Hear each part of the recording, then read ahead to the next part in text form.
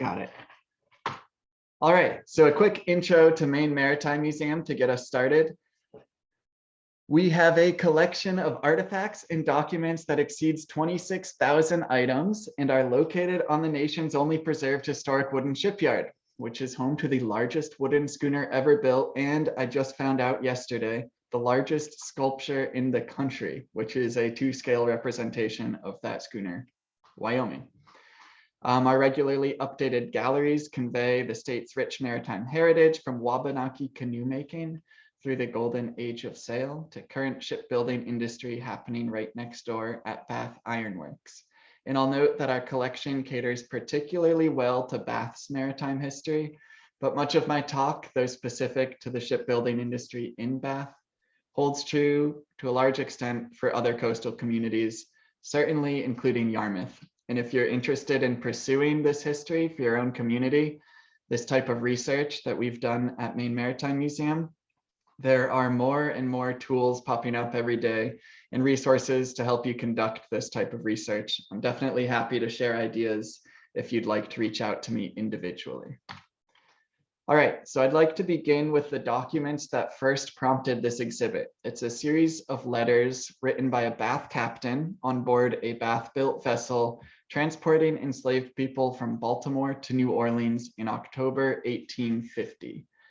These letters correspond with a bill of lading that we found in UMO's Fogler Library special collection, and then they lent to us to put on display in our exhibit.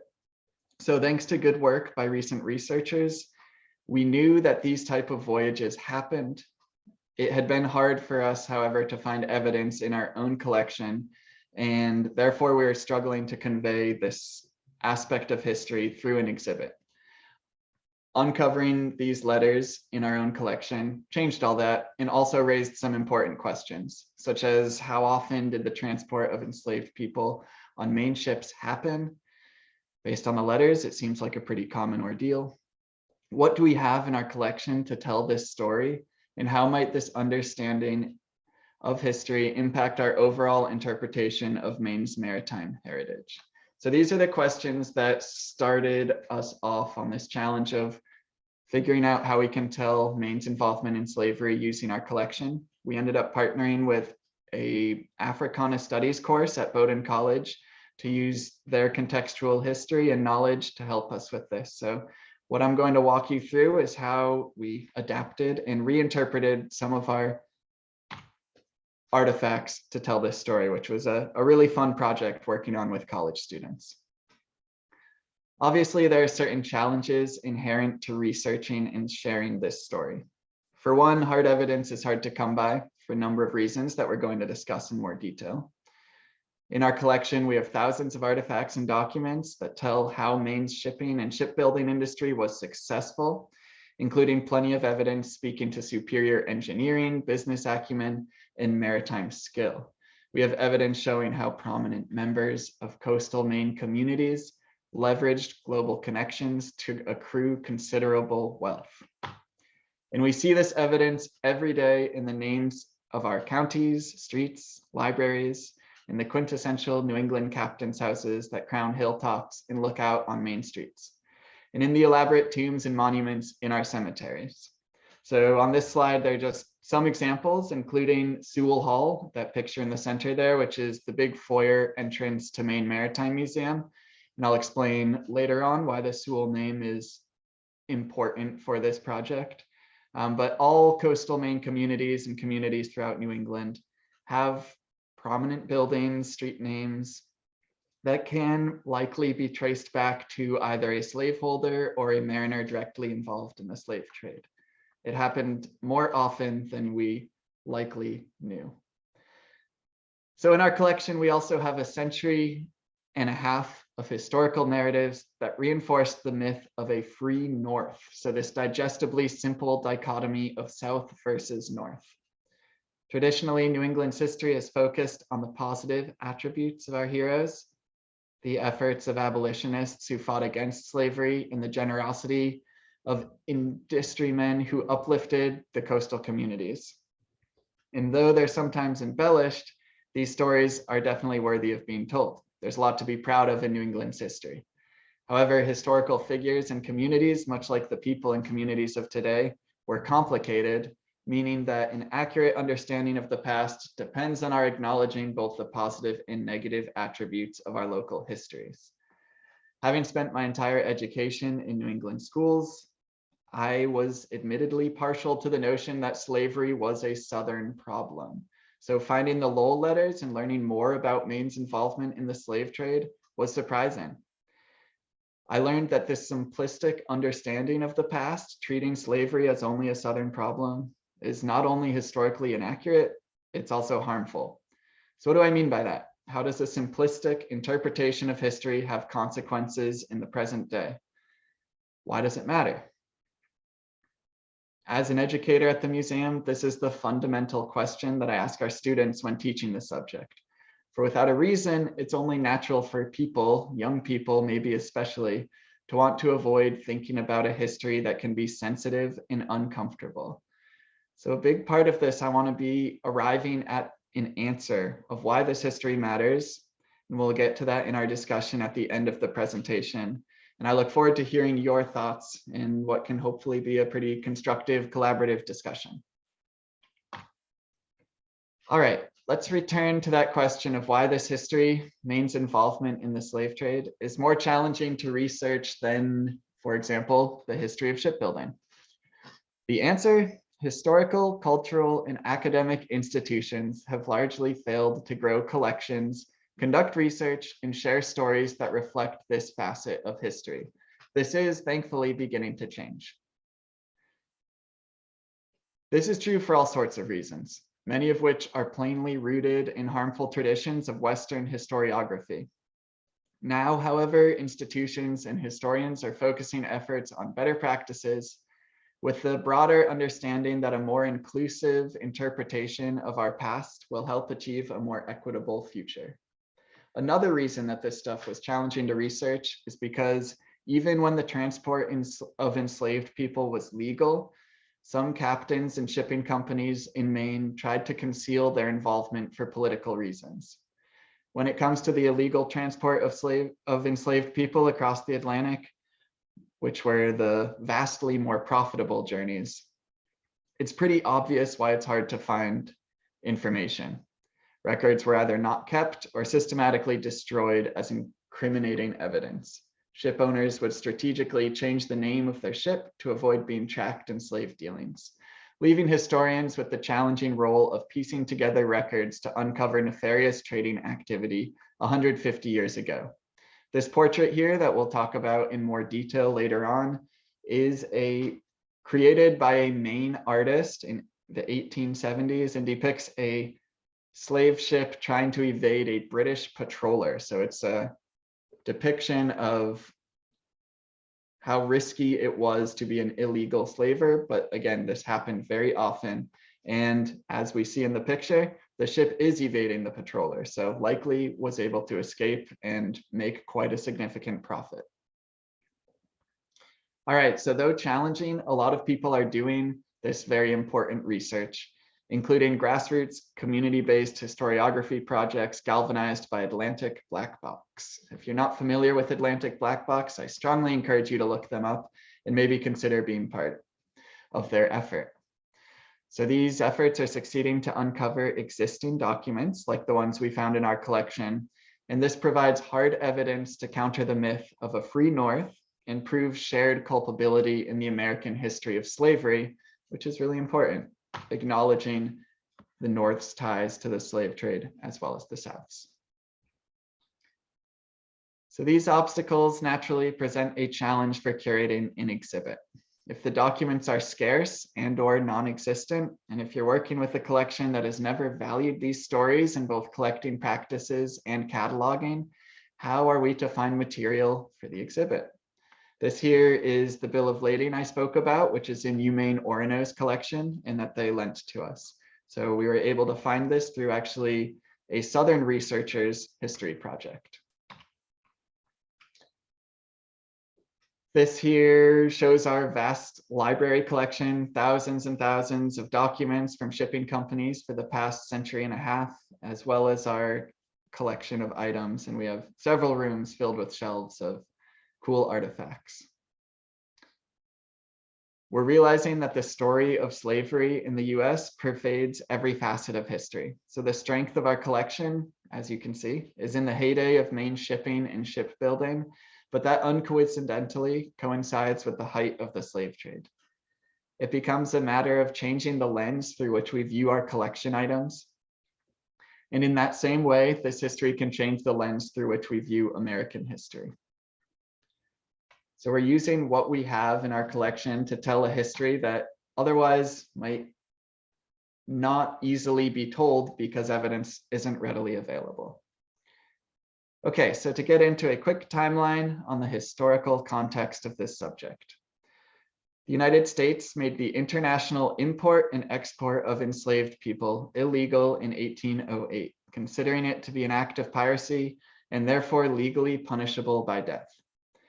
At this time, the Atlantic coast of Africa was patrolled by US and British government ships searching for slavers, like we saw in that portrait I showed a minute ago. Those ships that were caught were typically commandeered, the captives released in Liberia, and the captain and crew punished. We'll discuss why this may not always have been the case, however. In 1820, the Missouri Compromise marked the abolition of slavery in northern states.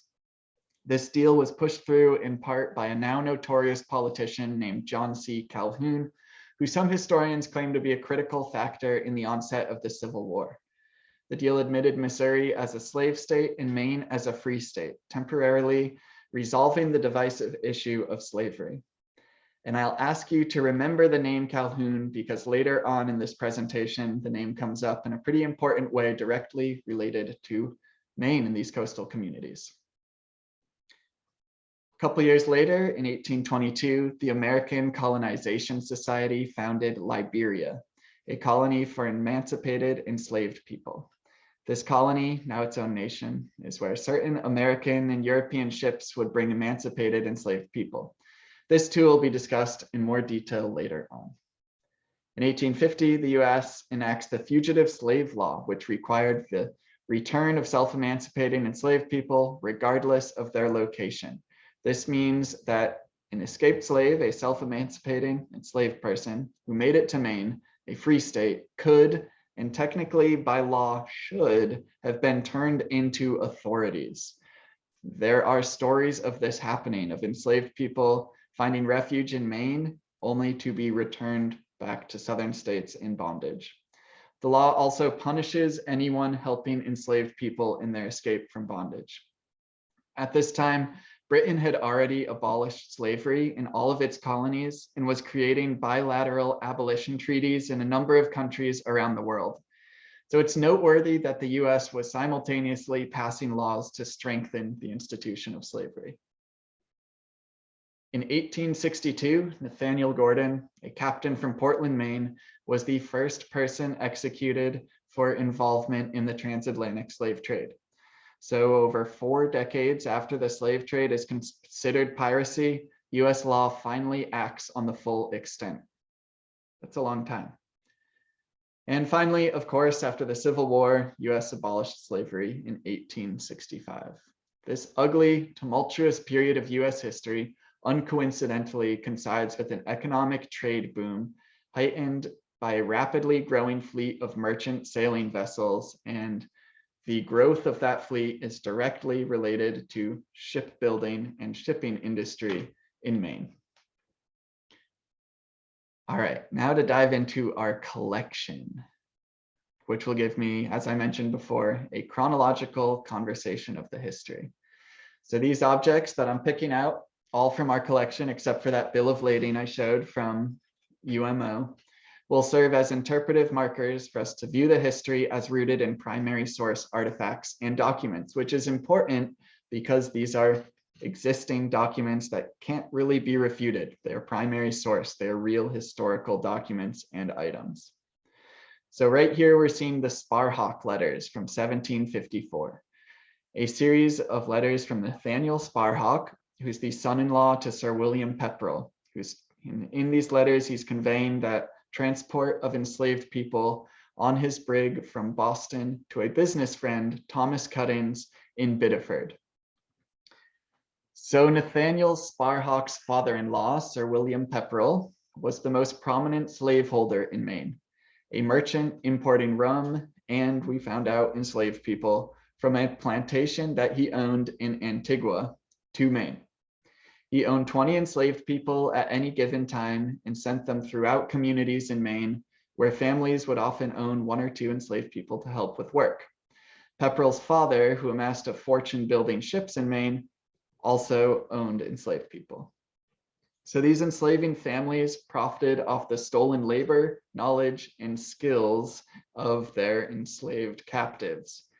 This fact is noteworthy because when traced through generations, their stolen labor contributes to generational prestige and wealth. Having someone to take care of hard labor and farming, etc., allowed these families to put their time into other money-making endeavors, freeing them from their homesteads' required labor to pursue lucrative enterprises. Oftentimes, their names live on in the names of towns, community centers, counties, roads, and markets. Examples referenced in these letters alone include the Waldo family, for whom Waldo County and Waldoboro are named, and the Pepperells, for whom Pepperell Square and Pepperell Cove are named in Kittery. Many other old Maine names can be traced to prominent families who at one time in their lineage likely profited off the stolen labor of enslaved people. An important fact to acknowledge. These letters also convey, in conveying a shipment from Boston, where the vessels from the West Indies would land, these letters represent Maine's trade involvement with plantations in the Caribbean islands. So within these letters, we find mention of rum, sugar, coffee, tea, and enslaved people, all typical cargo that had been transported from the Caribbean to mainland North America. Which brings me to note that on the early timber trade to West Indies, and that trade involved early Yarmouth as well as Falmouth, primarily Falmouth, but also timbering in Yarmouth.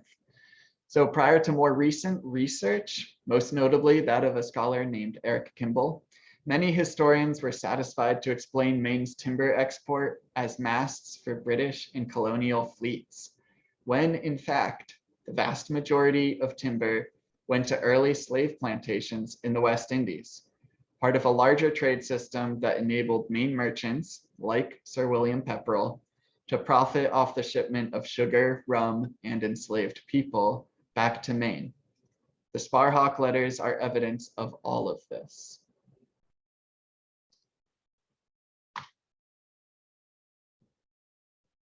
"40 years after the Sparhawk letters, we see a logbook from the Bath schooner Siren of the Kennebec from its June 1795 voyage from Kingston, Jamaica to Savannah, Georgia.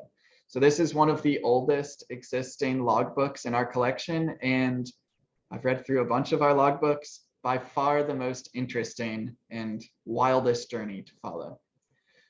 On this particular voyage, the vessel is transporting 70 enslaved captives, French passengers, and rum. The rum likely, it seems, is illegal. So it wasn't certified to be transported, and yet they are trying to bring it for sale in the continent, in North America, so in the United States. On this voyage, the captain earned $1,000 off the transport of enslaved people, and due to a disease outbreak while underway, several people died in transit, including captive children and a member of the sailing crew. This log is unique in that it provides a rare glimpse into the slapdash mom and pop type operations of small private shipping fleets in early America.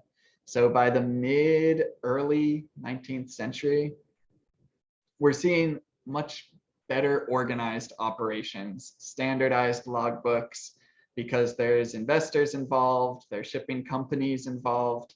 This is a private operation, the voyages of Siren of the Kennebec, and it reads as though it's not very well thought out. Basically, everything goes wrong. There's disease outbreak, they're forced to quarantine, there's legal trouble with the delivery of the rum, they're forced to flee back to Bath, upon which they enter another string of embarrassing mishaps trying to collect and transport timber throughout Merrymeeting Bay, and their ship continually capsizes and gets hung up in the shallows of Merrymeeting Bay. So if you're familiar with Merrymeeting Bay, you know it's a pretty tricky place to paddle or sail or row through. These people experienced that, and it's kind of amusing to read their descriptions. It's a very shocking string of events. The point about this logbook, though, is that it was not rare for ships traveling from Maine to the Caribbean, which was a very regular voyage, to return with a shipment of cargo that included human captives. Maine captains, made this journey regularly and were, as is evident in this log, willing to transport whatever would be the most lucrative for them and their company. Unfortunately, this did include enslaved people being brought back to the coast of Maine or the southern coast of the United States, more often, sometimes shipped back up to Maine in the 18th century. So a note on the triangle trade. The Caribbean islands were, in fact, a major stopping point for transatlantic slave ships crossing back from Africa. It was easier by many counts to sell the captives to plantation owners in the West Indies, many of whom calculated that a constant influx of new enslaved labor was more profitable than feeding their existing labor force, making the life expectancy for an enslaved person on a Caribbean sugar plantation 7 years. So this is some brutal economic calculations. You can see the messiness of the triangle trade here on this chart. How with the advancement of shipping, Western trade systems ended up entangling the globe. Still, the triangle remains prominent. In its early basic form, raw materials from the Americas were sent to Europe for manufacturing, manufactured goods traded on the west coast of Africa for enslaved captives, then shipped to the Americas to harvest raw materials and keep the cycle in motion. So it goes from east coast of the United States, raw materials harvested by enslaved people, to Europe, processed, brought back down to be traded on the west coast of Africa for more captives who are brought to the West Indies and southern United States. It gets more complicated, as I mentioned, as time goes on. Manufacturing becomes more prominent in the northern US, and laws begin to prevent the outright trade of enslaved people across the Atlantic. But the core shape of that triangle remains evident and continues to drive the transatlantic economy into the 1800s. Moving forward, let's remember that Congress banned the international slave trade in 1808, and in 1820 had declared it to be an act of piracy, making the crime punishable by death. We have not yet discovered much in our collection to confirm the fact that Maine ships continued to cross the Atlantic to transport enslaved people from Africa to the Americas. But recent research from historians and scholars do support that this happened very often. British and American ships were patrolling the waters off the west coast of Africa, but the potential for profits made it well worth the risk for Maine captains. So they're risking being fined or technically killed because it was an act of piracy to make profits by transporting enslaved captives from Africa back to the US, or more often to the West Indies, where it was easier to destroy evidence and sell them without being discovered. Pictured here again is that example of a slave ship evading a British patroller, painted by Maine artist and sailor Franklin Stanwood in 1878. I believe that the fact a Maine artist was inspired to paint this scene is telling, and that Maine mariners were definitely involved in the illegal yet highly profitable voyages. So as I mentioned, the risk for captain and crew was especially worth it because though British patrollers would prosecute, sometimes by burning ships and imprisoning crew, American patrollers would often let the captains off easy, sometimes allowing the same ships to continue sailing after dropping off the captives in Liberia. Intentionally lax law enforcement then reduced risk and meant that these journeys would continue to happen. As I mentioned, a major reason information on these illegal voyages is tough to find is because slave traders were savvy.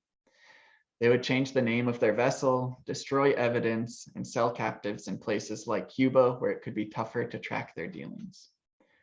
Again, strong research is happening to uncover these stories, but it's convoluted and it takes a lot of bouncing around to figure out why this ship maybe said that they picked up gold in West Africa, but had nothing to show for it except for profit by the time they stopped in Cuba and then landed in the US. So they're trying to erase evidence of transporting enslaved people.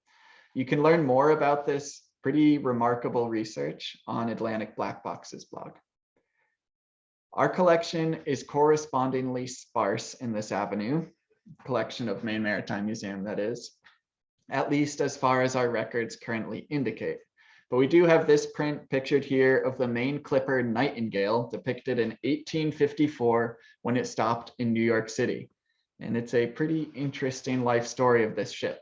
It was built in 1851 in Elliott, used originally as a tea clipper and a transatlantic slave ship, until it was captured by US patrol ships in 1861. So it had been illegal to transport enslaved people across the Atlantic for over 40 years by the time this ship is captured. But it had a healthy 10 years of doing so. After it's captured, it is sold to the US Navy and used during the Civil War as a supply ship and a coal ship, supporting a naval blockade. After the war, the Navy sold the ship, and it went on to have a career as an Arctic explorer and a merchant vessel in the North Atlantic, where it sank in 1893. Slave ships like the Nightingale would often develop reputations for their work and would carry a stigma with them when they arrived at northern ports. However, despite these reputations, the ships could go on to have profitable careers making regular transatlantic slave trade voyages, as we've seen the Nightingale did regularly until it was finally captured and sold to the Navy. The only time in US history that someone was actually executed for engagement in the international slave trade was in 1862, not surprisingly, during Lincoln's presidency. The man was Nathaniel Gordon, a Maine ship captain from Portland, who loaded 897 African captives, mostly children, into his ship, the Erie, in West Africa. Gordon is quoted as saying he preferred to deal in kidnapped children because they were less likely to rise up against him. Evidence of the gruesome logic these slave traders employed for their business dealings. The ship was captured by a US patroller in 1861, same year as the Nightingale was captured, and Gordon was convicted. Unlike prior presidents who were lax on slavers, Lincoln went through with the full prosecution. Basically, he made a symbol of Gordon. So Gordon's supporters petitioned Lincoln to call a pardon, but Lincoln refused even to meet with them, which was very uncharacteristic of him throughout his presidency, as he was traditionally averse to the death penalty. In fact, Lincoln is quoted as saying, "In the name of justice and the majesty of the law, there ought to be one case, at least one specific instance, of a professional slave trader, a northern white man, given the exact penalty of death because of the incalculable deaths he and his kind inflicted upon Black men amid the horror of the sea voyage from Africa." Thus, in one motion, Lincoln makes a symbol of Gordon and sends a warning to Northern and Southern mariners alike that the times are changing. It is worth mentioning that the US had 11 presidents between the declaration of the slave trade as an act of piracy and the first full prosecution 41 years later. A rather disturbing fact that reveals how ineffective laws were and maybe have been against hindering acts of racism. All right, so during this period between 1820 and 1865, the domestic slave trade was not only legal, but celebrated by politicians and business owners alike as essential for the burgeoning US economy. The shipment of raw materials from the southern US and Caribbean to manufacturing hubs in New England and especially in Europe enabled immense growth in the shipping industry. Maine already poised with the vast traditions, skills, and resources for shipping and shipbuilding, was well suited to capitalize on these trades, which by the 1820s was focusing more and more on one single cash crop, cotton. In short, Maine ships were providing a global market for products produced by enslaved people, increasing the reach of cotton, which in turn increased the global demand for the crop, especially as innovations in textile manufacturing rapidly improved. So an increase in demand of cotton, of course, meant an increase in the labor force on Southern cotton plantations, which meant an increase in the need for Southern plantation owners to capture or buy more enslaved people from overseas. So this kind of marks a segue in the presentation into the cotton industry, which is where the name of the exhibit, Cotton Town, comes from. We talked about the early history of Maine's involvement in the slave trade and some instances of, or Nathaniel Gordon at least, at the tail end of the slave trade. But now we're getting into the legal aspects of slave trading. So when the domestic trade was legal and cotton was king back then. It's hard to overstate how important the cotton trade was to Maine shipping. Maine mariners took pride in the trade, collecting souvenirs like this stereoscopic image from our collection, which celebrates the sheer amount of cotton coming out of the South for shipment. So some Maine mariners on ships in southern ports, this one's from Charleston, we have a couple from New Orleans, collected these images to show back home or to remember how lucrative this trade was, how much money they're making off of the transport of cotton. The cotton trade created jobs, it prompted innovations in engineering and brought about wealth for shipyards throughout Maine. I have been able to find very little acknowledgement that producing bigger and bigger and more ships steadily increased the global demand for cotton, prompting Southern plantations to seek larger labor forces, which of course meant capturing more enslaved people.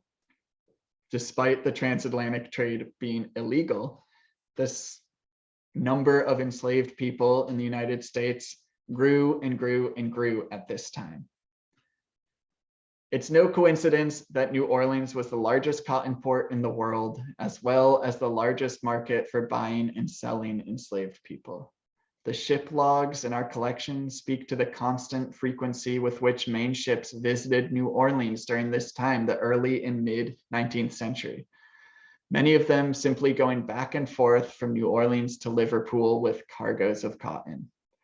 Liverpool, as many of you may know, was a hub of textile manufacturing at the time, and therefore the outlet for much of the nation's cotton. All right, at the onset of the cotton boom, two Bath shipping dynasties came into their own, the Pattons and the Sewells. Their budding shipyards and others caused such an increase in the population that Bath officially outgrew its designation as a town and became a city. This panoramic oil painting from 1844 shows the extremely active shipyards and the riverfront of Bath. The cotton trade enabled this activity. Bath is not the only town on the coast of Maine that profited from the cotton trade. So ships that were built in the early and mid 1800s in Maine, it is very likely that they were built for or at least used in the trade of cotton because it was that lucrative. Everyone was trying to get a piece of that pie. We're going to focus on the Pattons first, which are kind of kings of the cotton trade from Bath. So by the mid-1850s, the Pattons were said to control the nation's largest fleet of private merchant vessels. Stemming from a long lineage of Maine shipping, John and George F. Patton made small fortunes shipping lumber to the West Indies and molasses, sugar, and rum back to Maine, which are, of course, slave-produced products. But it wasn't until they ventured into the cotton trade that they started amassing tons of wealth. The two brothers are considered to be instrumental in the development of the city of Bath. So they're considered very generous, altruistic members of the community. They donated to the children's home, the home for old ladies, and they served in city government. They founded the Patton Library Association, which when a philanthropist donated enough funds for it to be made public in 1887, adopted its current name, the Patent Free Library, which is where I go to do a lot of my research. The Patents also stocked libraries on some of their ships to encourage crews to educate themselves. George F., the younger of the brothers, was treasurer of the American Colonization Society, which I mentioned briefly in the timeline at the beginning of this presentation. So the ACS was a group who believed in shipping emancipated enslaved people to the colony they founded in Africa, which they called Liberia. Between 1822 and the Civil War, 15,000 free African Americans went to Liberia. By the 1850s, when George Patton was treasurer and actively seeking to raise funds to build a main ship for the society, some historians claim that the Colonization Society had basically started forcibly emancipating free people to Africa without consent. Basically, they're trying to remove free African Americans and put them into Africa. By this time, trips to Africa were more heavily scrutinized by the law in an attempt to prevent the transatlantic slave trade.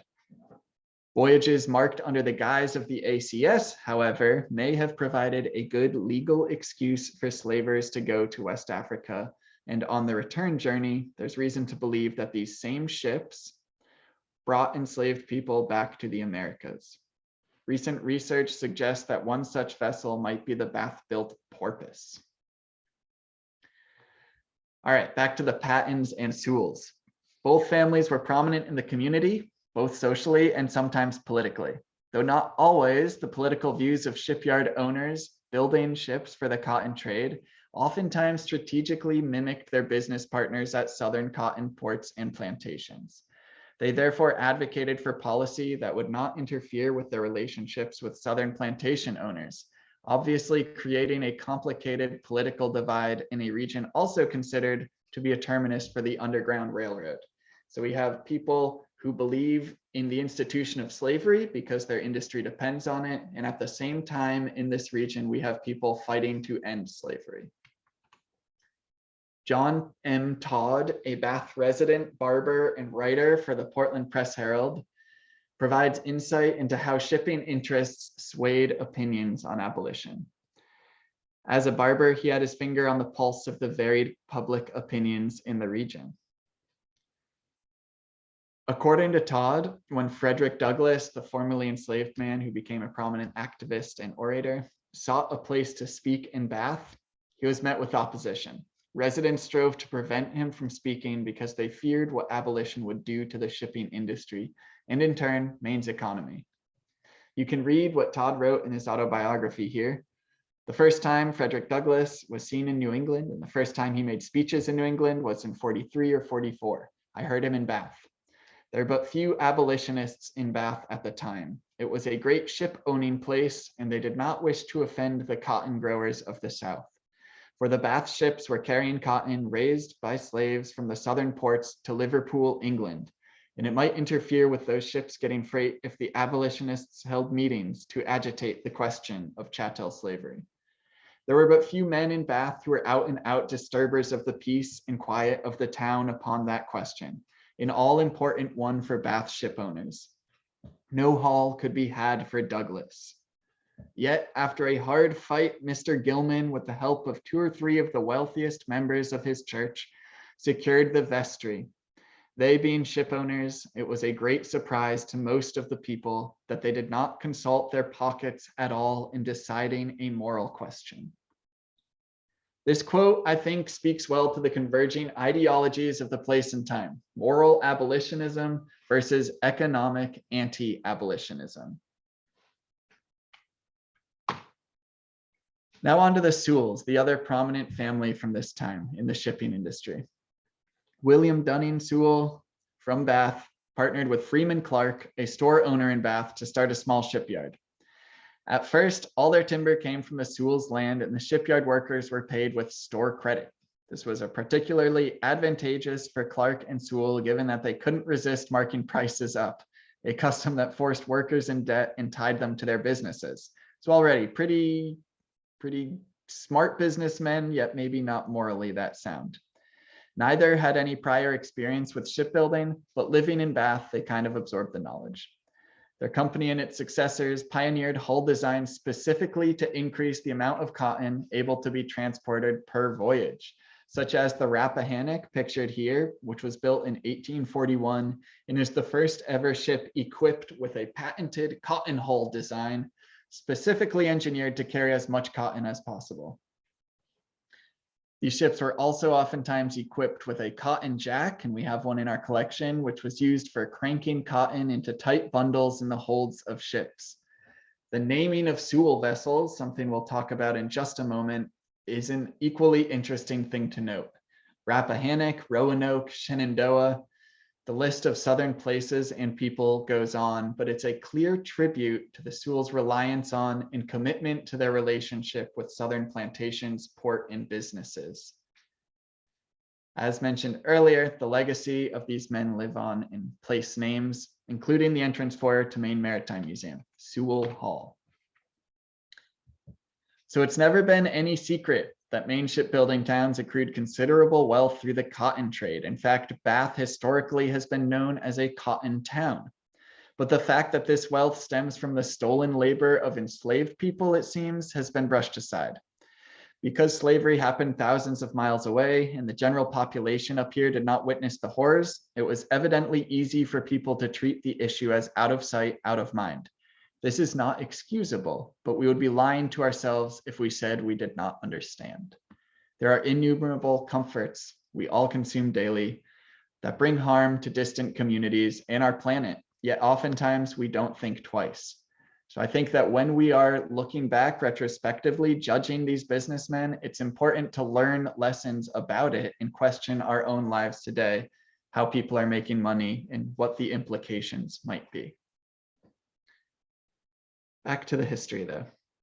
So recent research has brought to light that in addition to transporting cotton, Maine ships also transported enslaved captives themselves, and it's not uncommon. According to recent research by Dr. Kate McMahon from the Center of the Study of Global Slavery, in the 1850s and 60s, Maine's slave ship fleet was nearly 4 times as profitable as its timber industry. This includes not only the illegal transatlantic, but also the legal domestic trade as well, which brings us to the Lowell letters, those documents I started this presentation on. The series of documents we uncovered in the tens and thousands of pages of Sewell Fleet business records we house in our archives and provide hard evidence supporting the transport of enslaved people on Maine ships. So let's dive into these letters quickly here.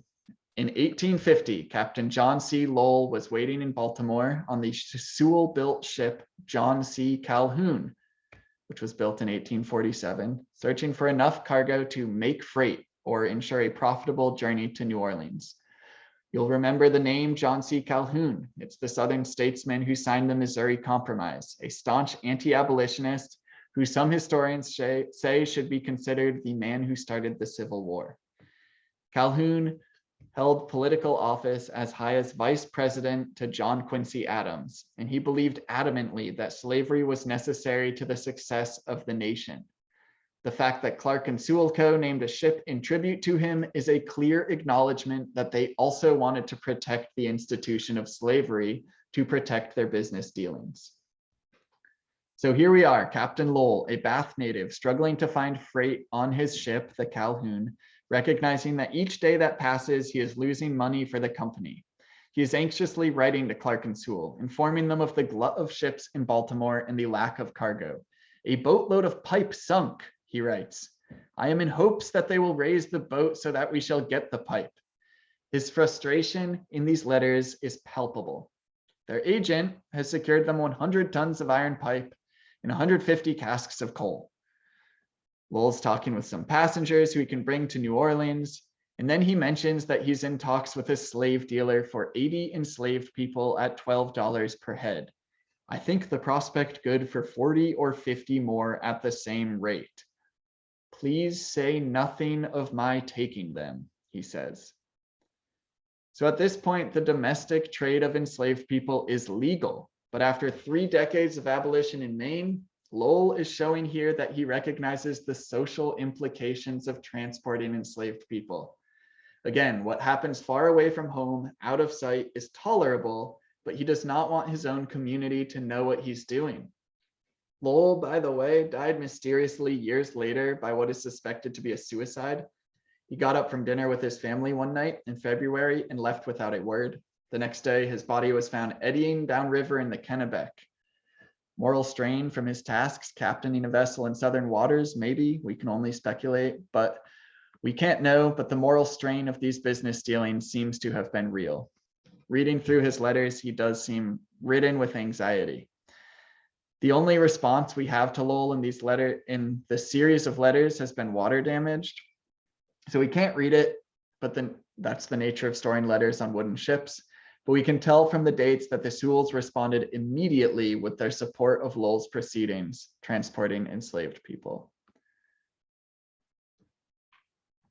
Which brings us to UMaine's Library Special Collection, the bill of lading from this voyage, which they loaned to us. And this is, in my opinion, the most disturbing document on display. So I encourage you to take a moment and read the names, ages, and prices of the enslaved people listed here, remembering that each has a life, family, and community ravaged by American slavery.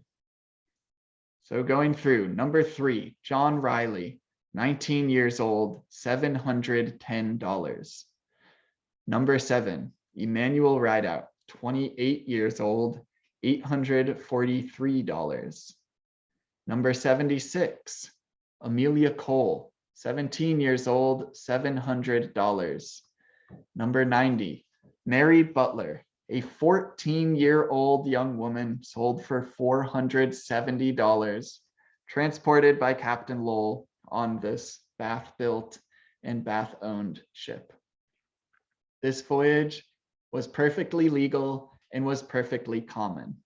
The reason it has escaped our narrative of history is pretty simple, because it's unpleasant.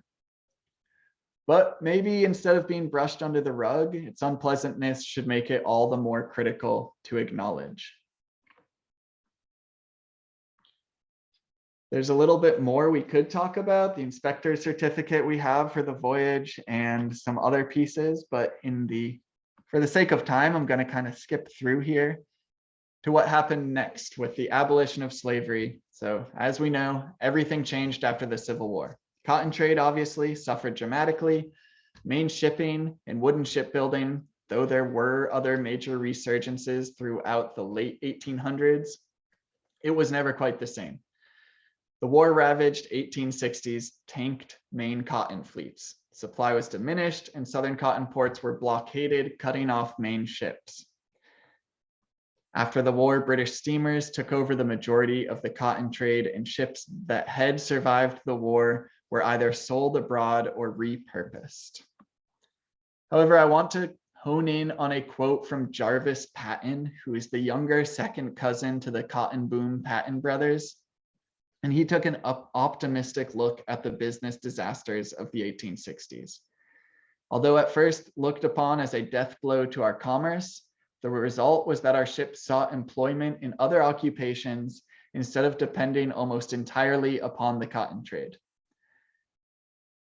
There's a lesson here in young Jarvis Patten's optimism for resilience. Politicians like Calhoun and influential businessmen like Clark and Sewell fought to protect slavery because it protected their own financial interests. And until Lincoln, they had the majority of politically influential figures convinced that slavery was essential to upholding the American economy. Yet when we take a closer look at the laborers in this economy, we see that while slavery indisputably fueled wealth for upper-class plantation owners, mill owners, shipyard owners, captains, and politicians, the labor force endured harmful conditions and grueling lives. This includes textile mills fueled by slave-produced cotton. We are all familiar with the working conditions there. Families forced into labor in order to pay rent on their mill-owned tenements. We know that the crews of cotton ships were not paid well and that it was very dangerous, unhealthy work.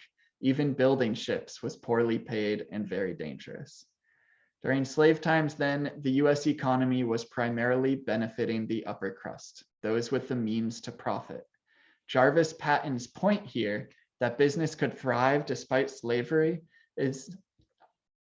despite the end of slavery, is an important testament to the greater potential for an economy rooted in equitable practice, something perhaps we're still striving towards today.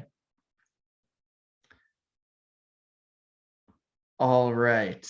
I think that for the sake of time, I will wrap it up there. There's a little bit more to discuss, but I do want to take 5 minutes and hear from people. I'm sorry, that was kind of a whirlwind of information. So if anyone has comments or if people have put them in the comment bar, I haven't done a good job of looking at that, but I can take a look now and we can hear what people think. Sure. I just want to say thank you so much for that. A lot of information, but a lot of enlightening information. And I'd love to hear questions that people have too. So if you want to put it in the chat box, you can, or feel free to unmute and just go for it.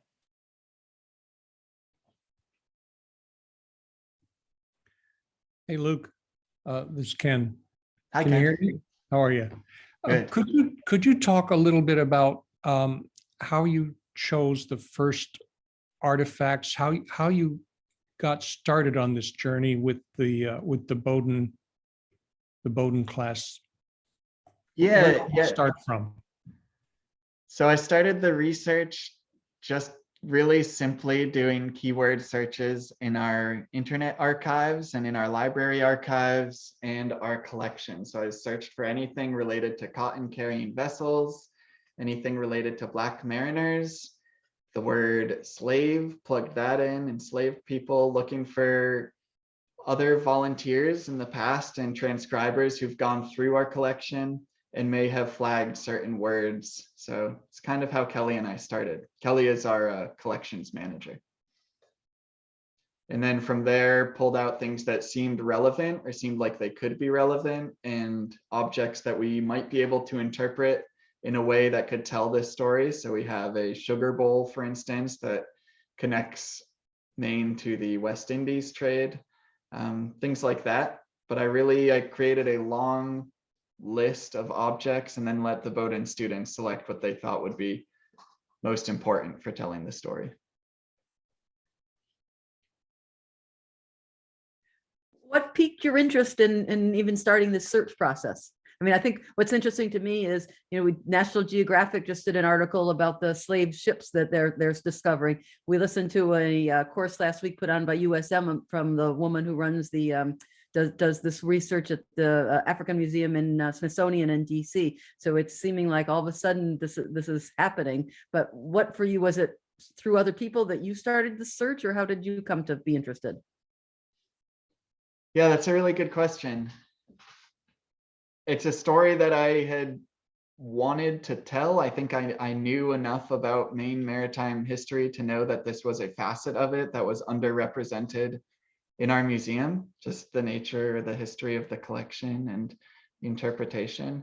And it seemed like a really important challenge to face when we discovered the Lowell letters and this direct evidence of a ship transporting enslaved people. It seemed like we had to take it and run with it. It's a really important history. I think that acknowledging this aspect of Maine's maritime history is critical and will only help create a more complete understanding of the past and hopefully a more equitable future.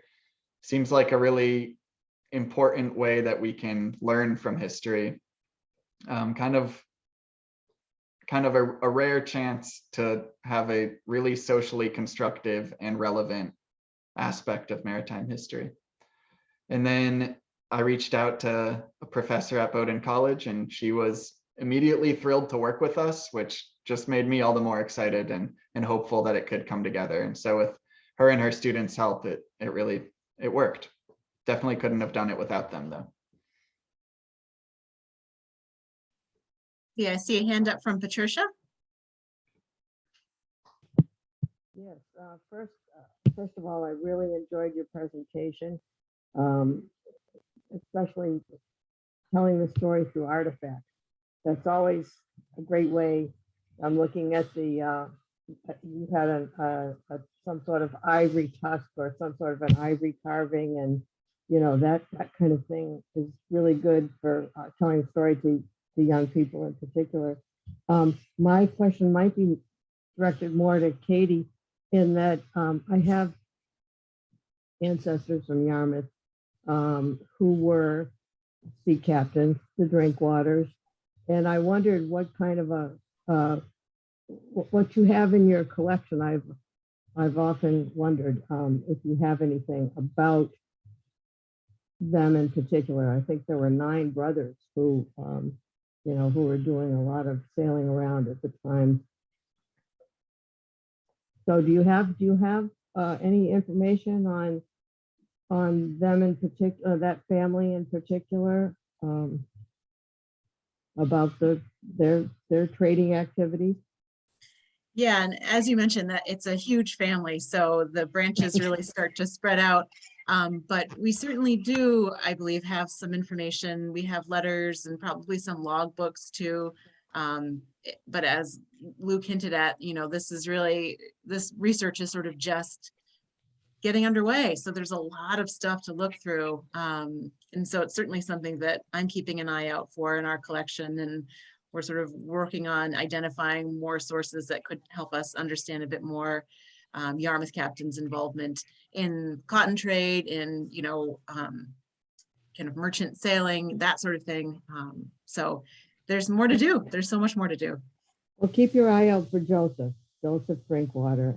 I'll be down to do some now Sure. that things are opening up a little. I live in Norway, so I'll be down to do some research. Thank you so much for offering this.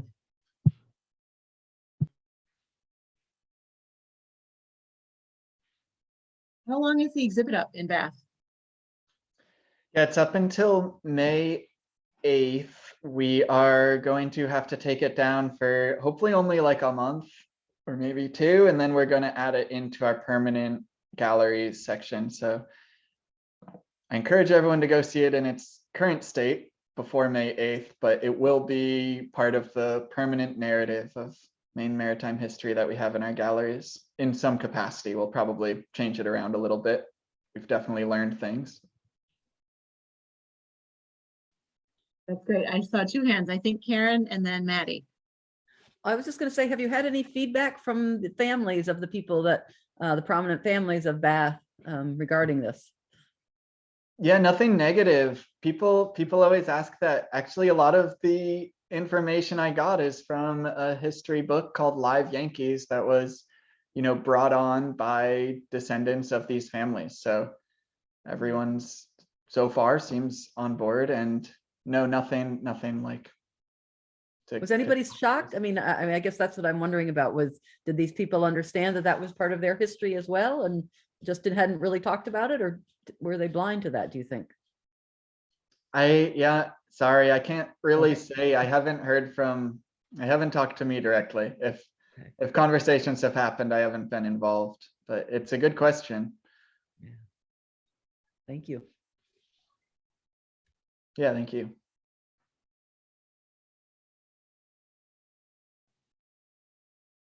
I think Maddie, you had your hand up. I was actually just clapping about the exhibit being incorporated into the greater museum. I think that that's a great move that I actually hadn't heard yet, and he happens to be my husband, so. Yeah, I'll echo that. I think one of my questions was going to be, how do you see this, this content that you've generated, the research that you've done, how do you see that kind of evolving going forward? And I think it's fabulous that this is now like going to be part of the permanent exhibit, but are there any ways you'd like to keep going with it? Yeah, definitely. I think this is just the tip of the iceberg. We kind of took the low-hanging fruit here on the cotton trade and these letters. All of the students we worked with were really way smarter than us. But one student at the opening pulled me aside to tell me that she wished there was more focus on the resilience, kind of like the afterlife of slavery. So we do have a wall of the exhibit that speaks to that, the prominence and kind of vital importance of Black mariners in the history of Maine's shipping.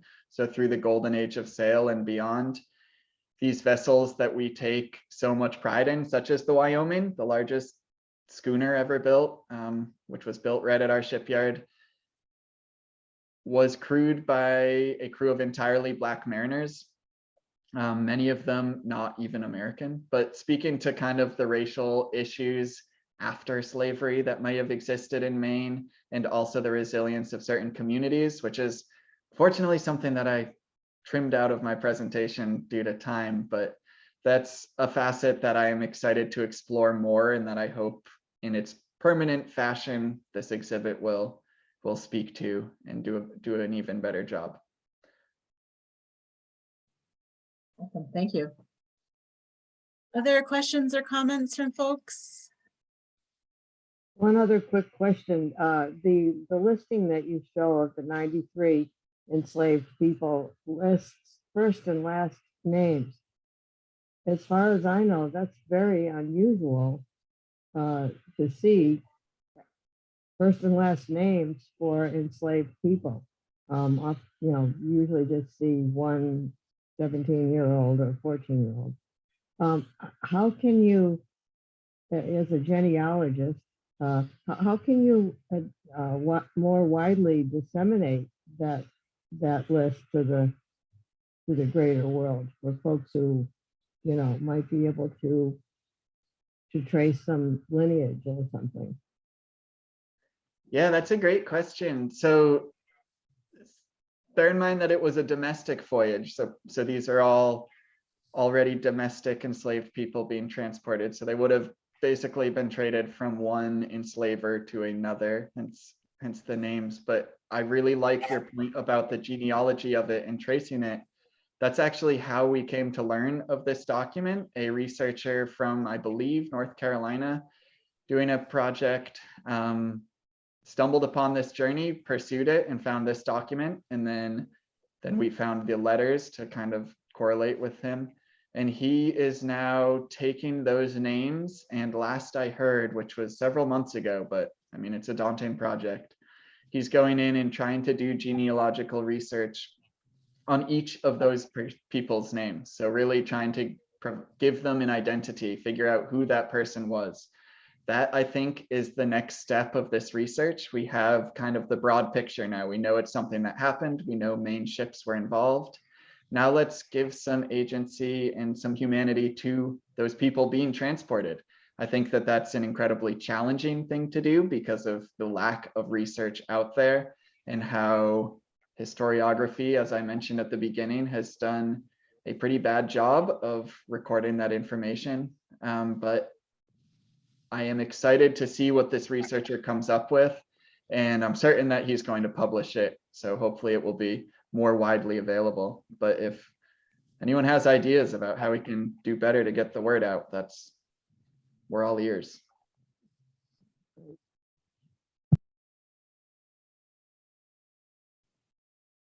Great. Well, I think on that kind of expansive, hopeful, more to come note, we can close there. And thank you very much for your time, Luke. That was fascinating, and certainly encourage everyone to get out to see the exhibit, and stay tuned. Yeah, thank you very much for hosting me, and thanks for tuning in. Thanks, everyone. Have a great night.